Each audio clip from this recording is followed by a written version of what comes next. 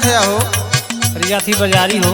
बाजारे जाते हैं हमार सामान ले आया। कौन सामान लो तनी बतावा। सुना नवा बैठी के या गौरव रहिया अपने हम दुआरी से हो, अपने हम दुआरी से ले आइहा झूलनिया पिया अकबरपुर बाजारी से।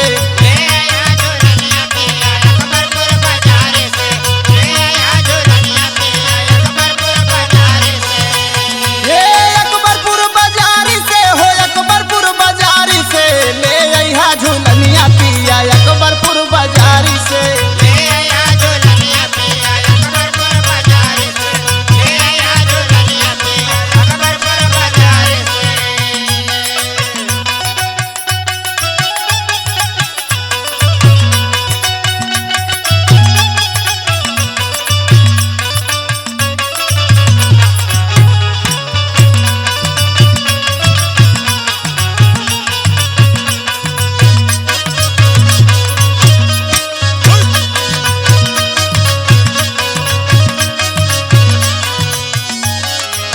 अरे पागल, हम तो अकबरपुर ना हम मालीपुर जाते हैं और तोर बहुत घूमे के हार वार मन कहा थे तो चली जाओ शिव बाबा घूम आओ। अरे सही कहा थे भैया, एक बात सुना शिव बाबा के। सुनाओ। शिव बाबा के चाट राजा बड़ा मशहूर बा।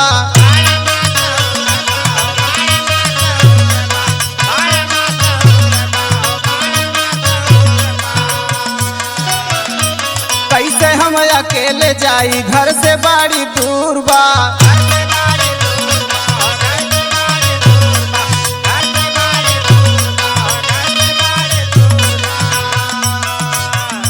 शिव बाबा के चाट राजा बड़ा मशहूर बा। कैसे हम अकेले जाई घर से बड़ी दूर बा।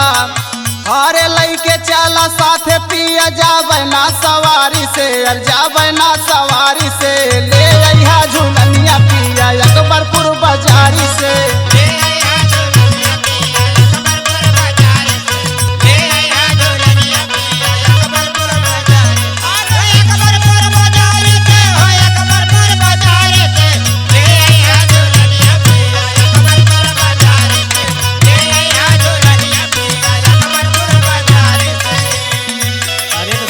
जाबू इतना टाइम हमका ना है ना, तुम कल चलो घुमाई। हम एक काम करा तो महावीरन चली जा।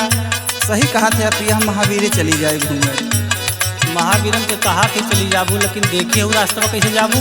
हाँ सुना। सुनावा। नेमपुर से पकड़ब रामा बस कै सवारिया।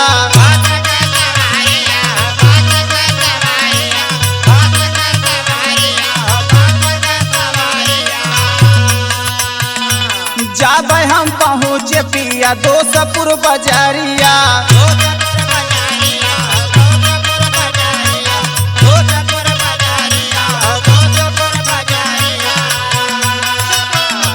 नेमपुर से पकड़ब रामा बस कै सवारिया। जाबे हम पहुँचे पिया दोसपुर बाजारिया। अरे पकड़ ले बरहिया हम सरैया बाजारी के हो, कादीपुर बाजारी के महावीरन पहुँच जाबे राजा हम सवारी से।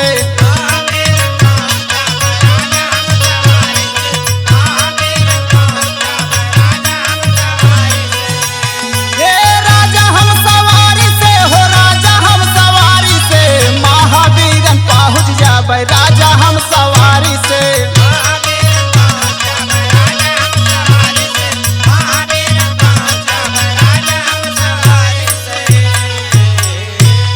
एक काम करा पैसा दा, हम बिहान जात है, बिहान मंगर के दिन है। चला ठीक बा, हम देते।